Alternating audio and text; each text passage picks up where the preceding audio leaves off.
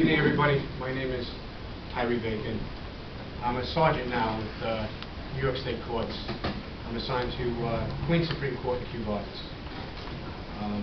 There's a couple of things actually, and I didn't realize till recently. I want to correct the historical record. There's a couple of things that I had said on there that were in error. We went from White Street down to West Broadway and went down. And West Broadway and Vesey Street we were building 7 was. And Tommy Juergens and myself, we were heading east, not west.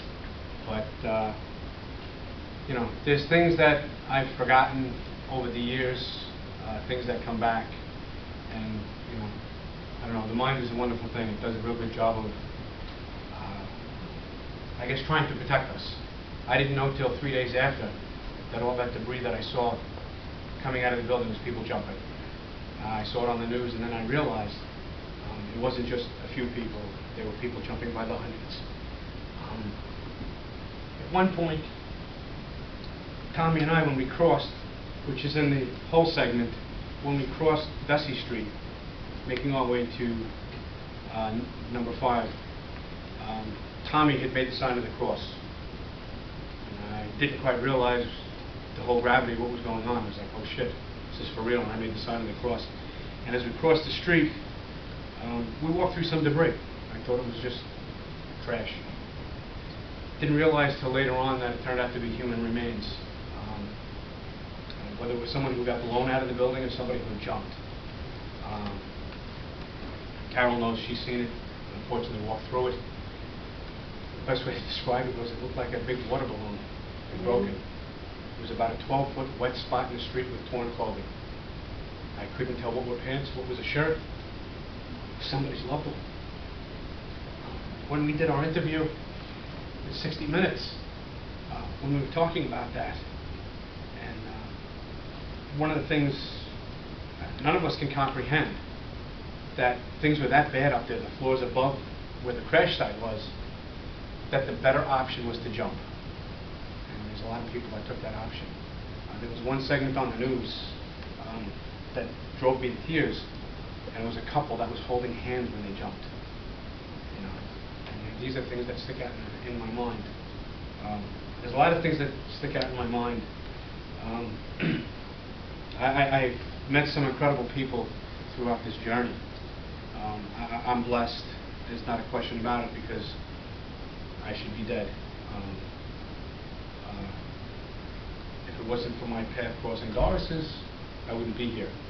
And ironically, actually, this is a photograph that was taken by a friend who's now become a friend of mine, Catherine Lewithold. And this was us running down Church Street. I scanned the photo and I blew it up. And Doris was in very bad shape. She was burned over 53% of her body. Those of you who are a little more mature, you guys remember the photograph in Time Life book, the little Vietnamese girl after the napalm attack, standing there naked with the skin dripping off her? Doris resembled that. She had clothing on, some of it was melted to her. You know, I really wish I would have gotten a chance to know her and say thanks. I've since met her family. I talked to her mother every September 11th. I've had dinner with the family. I paid my respects at the cemetery. Her family loves me, although they don't remember me once.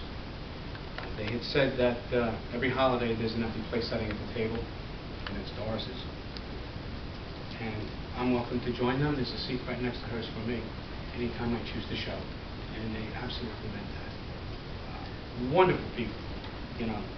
And every time I talk to her mother, she thanks me, because they got to visit with Doris in the hospital. They got to say goodbye. They have a place to go visit with their loved one. There's a lot of people that don't have that. Tommy Juergens and Mitch Wallace were both promoted posthumously to sergeants. Their families didn't have that benefit.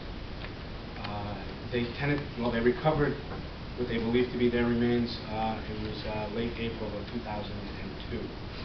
I was on military duty at McGuire Air Force Base in New Jersey. I got activated for a year after this. I got a phone call from a friend of mine who's motorcycle cop in Fairfax, Virginia. He's like, listen, it came over the teletype at work that they recovered your 2 guys. So I called work, and with that, they confirmed that, but all they found was bone fragments, said nothing bigger than a thumbnail. They could tentatively ID them because as senior court officers, our shields look like detective shields. They found their shields, the blue enamel had melted, and all they found was a slide to their Glock 9mm, and that's how they tentatively ID'd them. To date, they still have not confirmed the ID. They're awaiting the DNA technology to get better to do that. The next night, we had an awards ceremony at 60 Center Street. So I came from Manhattan for the awards ceremony. You know, got my Medal of Valor, which really didn't mean a whole lot to me. I'm lucky. I did my job. I'm here to tell everybody else's stories. But I made arrangements with a friend of mine, Carol knows, Hanny Kute. He's in ESU. He's an East Islip firefighter. I was in East Islip with him. Made arrangements to go to the ESU base at Barclay Street and to go into the pit. He's going to show me where they recovered Tommy and Mitch. At that point, I wasn't sure where I had been. So I get there, I meet him. He was doing a midnight tour. I get there, meet him. He introduces me to his lieutenant. He says, yeah, Lieutenant, this is Tyree Bacon. He's a court officer. He goes, oh, good. You here for Captain Thompson? We lost to Captain Thompson. He goes, yes.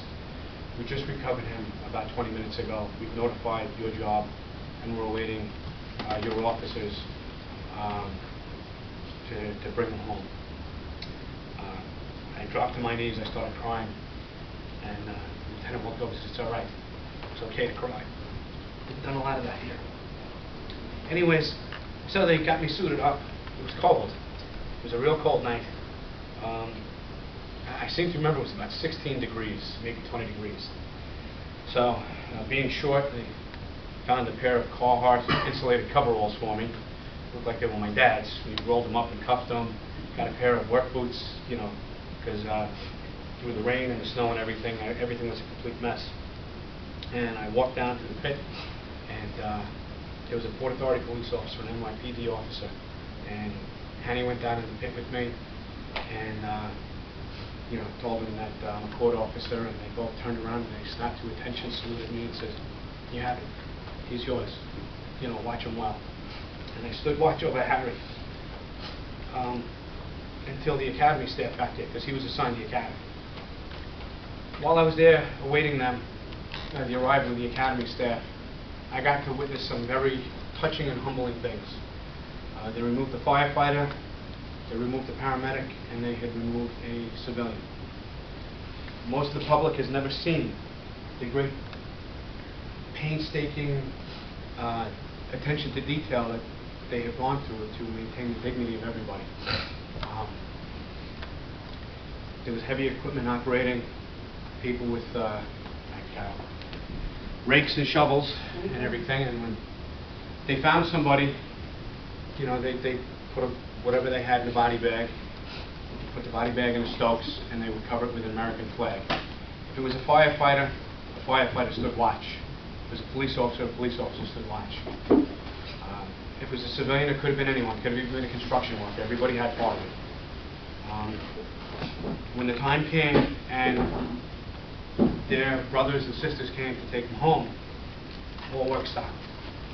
They shut down your construction equipment. Guys got off. Everybody lined up the big ramp. There was a fire department chaplain, grabbed the portable radio from the fire chief, and you know, actually the fire chief called everybody to attention. The chaplain said a few words, usually the Our Father, and then we were given the order to present arms, and they all stood at attention and saluted while they brought them up out of the pit. And then they loaded them in an ambulance, and they took them to the New York County morgue. I saw this twice before. They took out Captain Thompson. I rode in front of the ambulance. When we brought him to the morgue, we had a motorcycle escort. It didn't stop there. When we got to the morgue, all work stopped. Everybody came out, they lined up, everybody stood at attention, they saluted them all and brought them in. And they folded up the flag, and the chief of the academy, a 3-star chief, was there. Someone presented him the flag, and then they went about their business inside. Unfortunately for me, I should have never been in the morgue when they opened up the body bag and took Captain Thompson's remains out. Something that I will never, ever forget. I should have never seen. It would have been okay if it was someone else, but not someone that I would die to. But they retrieved his belongings. He had a gold cross, the crucifix, ring, the shield, his captain's bars. They presented them to the academy staff. They cleaned them up.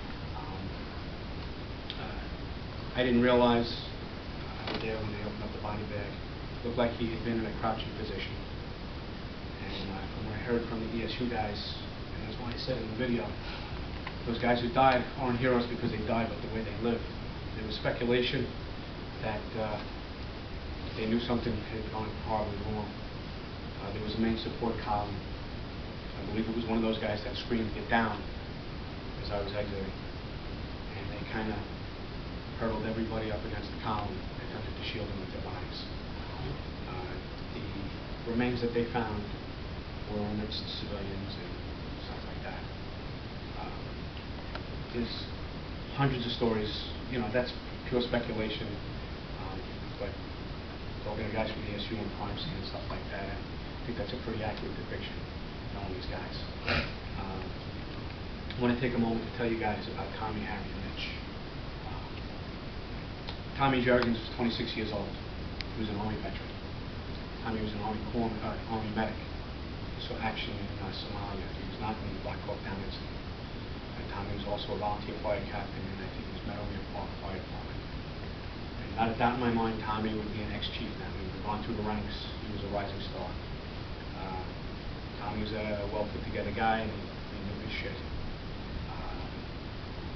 Tommy and I, we joked around because I was a Navy corpsman for a while.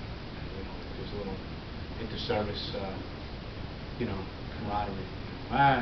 And we may have done the same job, but you had to wear that stupid outfit, that Dixie Cup hat and stuff like that. So we always go back and forth. Yeah,